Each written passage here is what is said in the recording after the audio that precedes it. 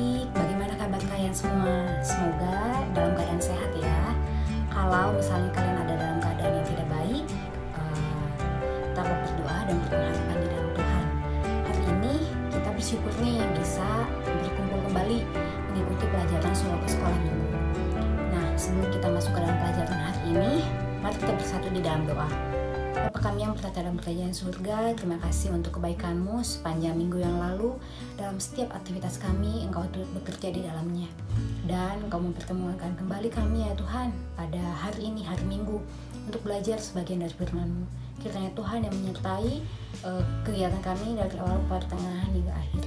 Inilah doa permohonan kami, dalam nama Yesus kami bersyukur. Haleluya, amin. Kita akan masuk nih kepada pelajaran yang ketiga. Judulnya adalah Jadilah padaku menurut kehendak-Mu. Diambil dari Lukas 1 ayat 26-38. Kalau kalian masih ingat mengenai pelajaran yang minggu lalu, yaitu tentang kisah kelahiran Yohanes, itu juga ada kaitannya juga nih dengan pelajaran kita hari ini.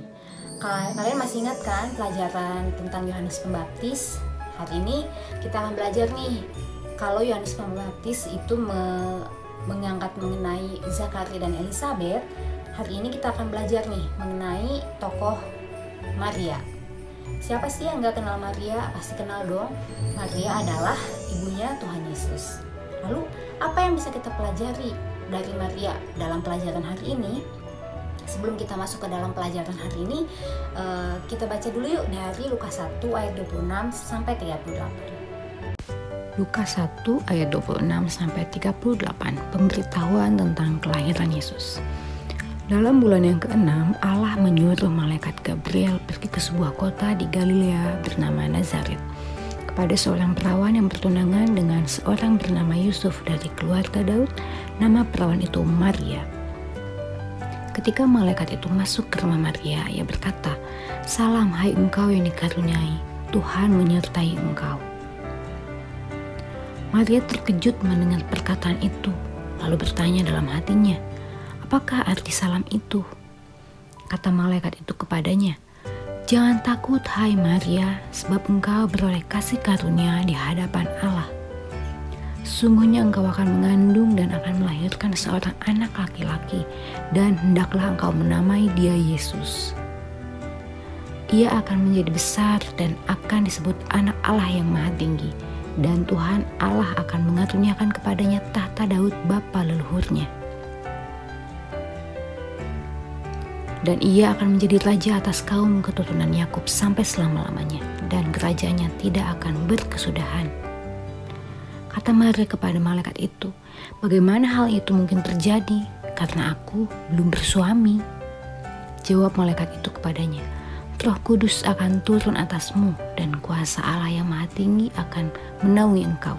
Sebab itu anak yang akan kau lahirkan itu akan disebut kudus, anak Allah.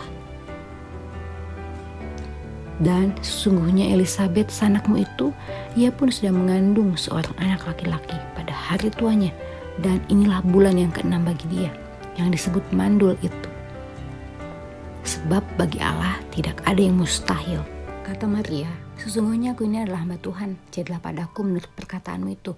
Lalu malaikat itu meninggalkan dia. Demikianlah firman Tuhan. Kiranya bisa menjadi berkat ya untuk kita semua. Sebenarnya kisah tentang Maria ini bukanlah suatu kisah yang baru ya buat kita semua. Kalian juga pasti sudah mengetahui nih kisah ini kalau perayaan Natal. Biasanya diselipkan di dalam drama ya, tentang kisah Maria ini. Nah, tapi kita akan mempelajari nih suatu keteladanan dari Maria, yaitu mengenai hamba. Kok hamba sih gitu ya? Jadi apa sih hamba itu? Hamba yang kalian kenal itu seperti apa coba? Biasanya kalau misalnya dikatakan hamba, kalian taunya tentang pembantu gitu ya, atau asisten, atau pelayan. Lalu kenapa hamba nih gitu ya? Kalau misalnya kita bahas mengenai hamba itu memiliki hubungan dengan Tuhan. Jadi hamba itu pasti memiliki tuan. Lalu bagaimana sikap atau sifat yang harus dimiliki oleh hamba? Tentunya adalah kepatuhan atau ketaatan. Nah, jadi seorang hamba itu perlu dan harus taat kepada tuannya. Bahkan kalau misalnya di zaman-zaman penjajahan, hamba itu identik dengan budak gitu ya, dan malah konotasinya negatif gitu ya. Pasti mereka itu diperlakukan tidak baik oleh sang tuan gitu ya, diperlakukan tidak adil oleh tuan. Nah, jadi kalau misalnya kita sambungkan mengenai kisah Maria itu memiliki hati seorang hamba. Kenapa Maria bisa dikatakan memiliki hati seorang hamba? Dan apa hubungannya dengan Maria? Ya, seperti yang tadi kalian telah baca ya, Maria itu memiliki ketaatan dan kepatuhan kepada Tuhan. Itu bisa disaksikan ya dari ilustrasi tentang firman Tuhan mengenai kedatangan malaikat Gabriel kepada Maria, di mana firman Tuhan menyatakan malaikat Gabriel datang menyampaikan pesan Allah kepada Maria. Nah, jadi Maria itu taat sepenuhnya kepada pesan yang disampaikan oleh malaikat Gabriel dari Allah. Jadi kita baca lagi nih dari Lukas 1 ayat 31. Membacakan ya.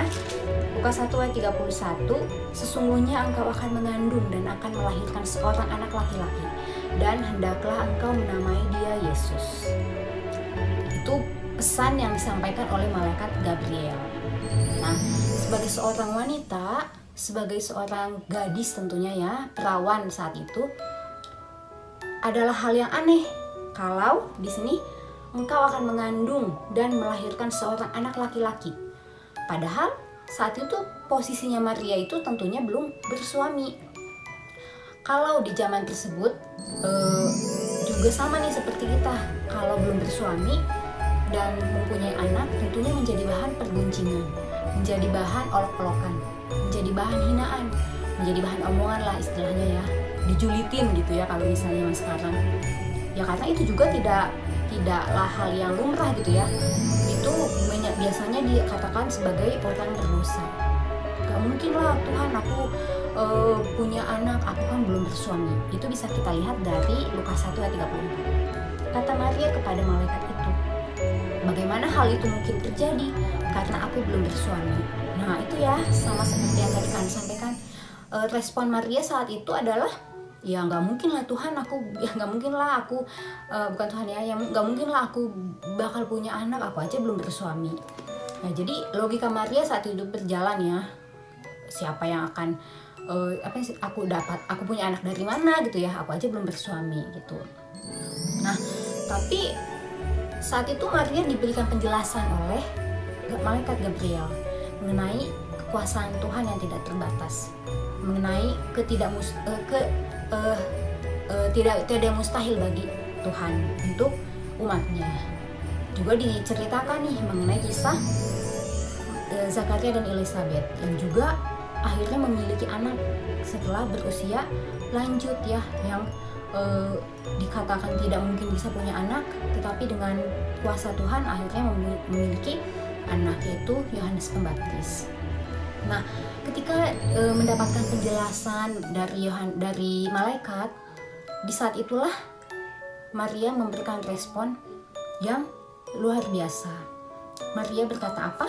Kita baca nih dari Lukas 1 ayat 38. Kata Maria, sesungguhnya aku ini adalah hamba Tuhan, jadilah padaku menurut perkataanmu itu. Lalu malaikat itu meninggalkan dia. Nah, itu ya, kita bisa tahu nih respon Maria adalah respon yang luar biasa. Jadi setelah mendapatkan penjelasan daripada malaikat, Maria berkata, iya Tuhan, jadilah padaku menurut kehendak-Mu. Maria langsung taat. Maria langsung mengiyakan, mematuhi. Disitulah kita bisa melihat sifat hamba pada diri Maria yang taat sepenuhnya kepada perintah Tuhan. Di situ Maria tidak ada bersungut-sungut ya, tidak ada menunda-nunda. Maria langsung berkata, ya Tuhan, ya. Meskipun di awal-awal dia memiliki kebingungan, tapi setelah diberikan penjelasan, Maria tidak berpikir-pikir lagi. Maria mematuhi sepenuhnya yang disampaikan oleh malaikat. Nah itu ya, kita bisa belajar nih mengenai ketaatan yang tanpa bersungut-sungut yang dimiliki oleh Maria. Jadi belajar dari Maria, kita juga perlu nih bersedia dipakai oleh Tuhan. Maria itu bersedia dipakai oleh Tuhan untuk menjadi ibu yang akan melahirkan sang juru selamat. Siapa lagi kalau bukan Tuhan Yesus. Kalau misalnya Maria menolak atau menawar-nawar gitu ya, menunda-nunda, ya kita tidak tahu ya, bahkan pasti akan ada cerita yang berbeda gitu untuk kita sampai di saat ini. Tapi Maria taat. Maria mau dipakai Tuhan untuk menjadi ibu sang juru selamat. Dan apa yang terjadi? Maria menjadi berkat bagi banyak umat manusia, termasuk bagi kita. Disitulah ya, ketika kita taat kepada Tuhan, kita akan bisa menjadi berkat bagi sesama kita. Maria mungkin juga tidak akan berpikir, nanti kalau aku jadi ibunya Tuhan, jadi ibu anak ini atau ya yang disampaikan di sini, Yesus gitu ya, hendaklah engkau menamai dia Yesus gitu ya. Maria tidak berpikir kena dampak apanya ya, karena dia tahu ini adalah perintah Tuhan. Dia yakin itu adalah karya Tuhan yang luar biasa. Dan benar ya, Maria melahirkan Yesus dan menjadi juru selamat bagi kita semua. Bagaimana dengan kita? Apakah kita mau nih sama kayak Maria, taat juga dan siap menjadi berkat bagi banyak orang? Nah, itu jawabannya ada di hati kita masing-masing ya. Ya, meskipun dalam keadaan dunia nih ya, faktanya banyak kok orang Kristen yang tawar-menawar gitu untuk taat kepada Tuhan. Misalnya, Tuhan aku mau taat, tapi aku sukses dulu ya. Tuhan aku mau taat, tapi aku harus ranking 1 dulu. Tuhan aku mau taat, tapi. Jadi malah ketaatan yang yang akan dilakukan itu memiliki syarat dulu gitu ya. Sedangkan seorang hamba itu ya kalau mau taat sama tuannya ya tanpa syarat gitu ya, tanpa membuat alasan demi alasan, karena tahu. Dan apa itu yang disampaikan tadi sama, karena hamba itu identik dengan ketaatan dan tidak bisa dipisahkan dengan ketaatan. Nah gitu ya. Nah kita buka lagi nih dari Filipi 2 ayat 14. Di sini adalah dari Rasul Paulus. Filipi 2 ayat 14 berkata, lakukan segala sesuatu dengan tidak bersungut-sungut dan berbantah-bantahan. Nah itu berhubungan dengan yang tadi kalian sampaikan ya.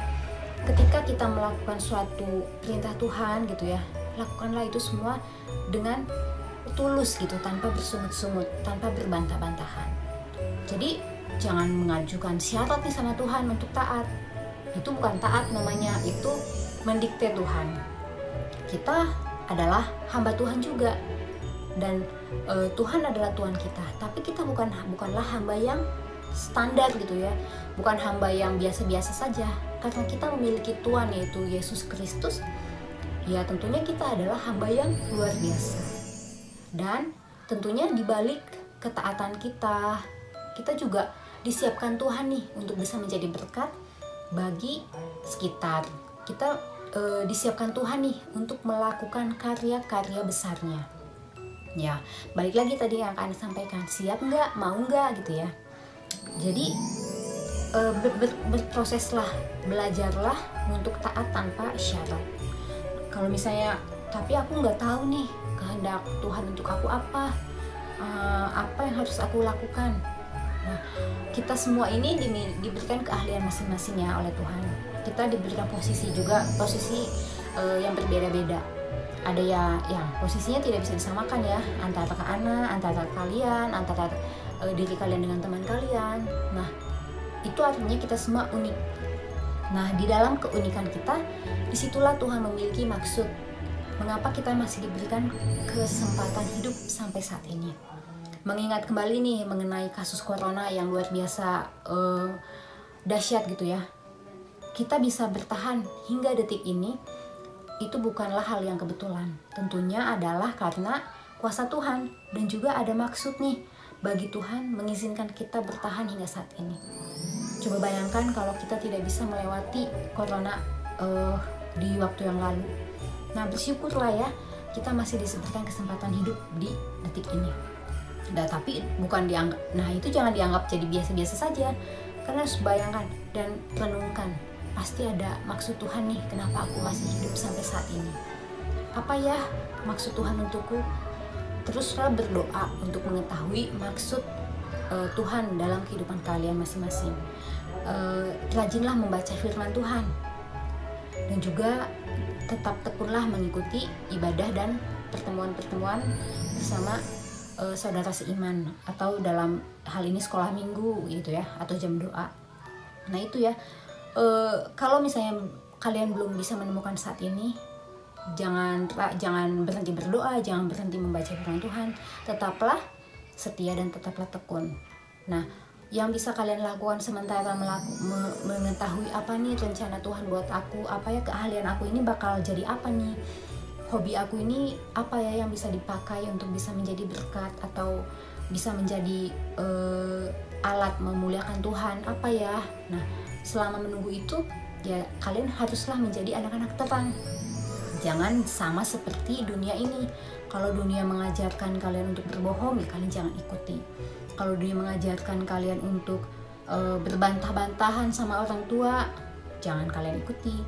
Nah, jadilah pelaku firman gitu ya, atau taat kepada perintah Tuhan. Gitu ya.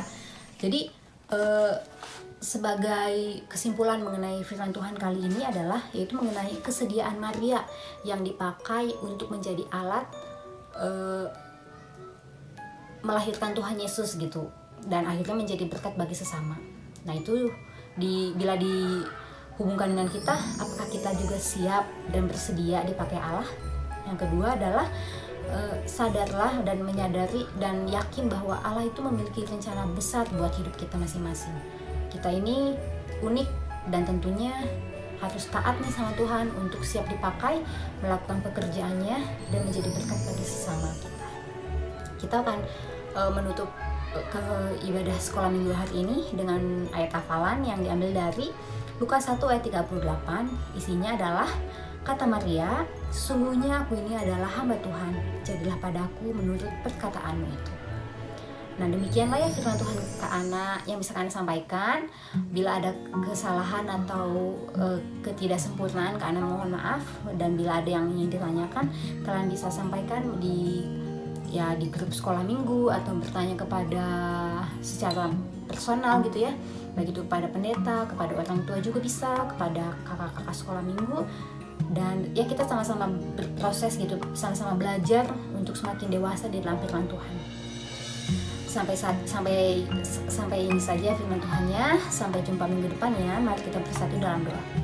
Terima kasih ya Tuhan, terima kasih untuk kesempatan kami untuk mempelajari sebagian dari firman. Kami belajar ya Tuhan mengenai ketaatan Maria, mengenai Maria memiliki hati seorang hamba, di mana tanpa berbantah-bantahan, tanpa syarat ya Tuhan, sepenuhnya taat mengikuti kehendak-Mu.